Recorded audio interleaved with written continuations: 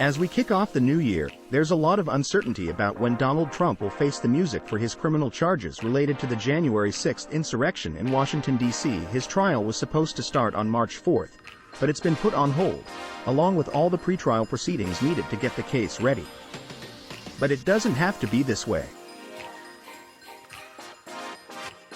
The D.C. Circuit could and should lift the stay. Last month, Judge Tanya Chutkan shot down Trump's attempts to dismiss special counsel Jack Smith's grand jury indictment. Trump claimed he was immune from prosecution, but Chutkan wasn't having it. Trump then made what's called an interlocutory appeal, which is basically an immediate appeal before a final judgment in the lower court. Both sides agreed to put the case on hold until the appeal is decided by the D.C. Circuit, and maybe even the Supreme Court. We get why both parties want these underlying questions to be reviewed before trial, but usually, appeals courts have to wait until the end of a trial to hear a case. It's not common to accept an interlocutory appeal, but in this case, the D.C. Circuit could reject Trump's claims of presidential immunity and say that this appeal can't be brought until the trial is over, which would mean lifting the temporary stay. There's a strong Supreme Court precedent that says appellate courts can't hear Trump's immunity appeal right now. In a case called Midland Asphalt Corp.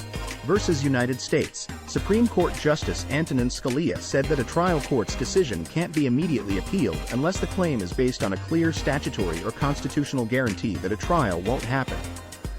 In 2010, future Justice Neil Gorsuch said that only when a statutory or constitutional provision guarantees that a trial won't happen can courts of appeals step in before a final judgment to review the defendant's claimed right not to be tried. In the Midland Asphalt case, the court said only two constitutional guarantees against trial were clear enough to warrant interlocutory appeal: the speech or debate clause, which gives special protections to members of Congress, and the double jeopardy clause of the Fifth Amendment. By contrast, one of the court's examples of a ruling not subject to interlocutory appeal was the denial of a claim of prosecutorial immunity. Chutkan's denial of Trump's claim of presidential immunity should be treated the same way. A new amicus brief filed by American Oversight argues that Trump's claim of presidential immunity isn't based on a clear constitutional or statutory guarantee against trial, so the D.C. Circuit should end the appeal and lift the stay. The D.C. Circuit has repeatedly applied the Midland Asphalt rule in dismissing interlocutory appeals of immunity claims, including in a case where a former cabinet secretary argued that he was immune on structural separation of powers grounds, like those that Trump is using to claim his own alleged immunity. A recent case in the First Circuit is particularly telling. In his D.C. Circuit brief, Trump compared his presidential immunity claim to judicial immunity. But in U.S. v. Joseph, the First Circuit said that a claim of judicial immunity in a criminal case doesn't meet the Midland Asphalt standard for interlocutory appeal. So, under Trump's own comparison, his immunity claim doesn't pass the test for interlocutory appeal. As Smith argues in his response to Trump's brief, Trump's presidential immunity claim is similar to judicial or prosecutorial immunity. Contrary to Trump's position, Smith convincingly argues that these two types of immunity protect prosecutors and judges from civil liability, but not from federal prosecution. Notably, under any circumstance, neither have been found to meet the Midland Asphalt criterion for interlocutory appeal. Trump has a backup argument.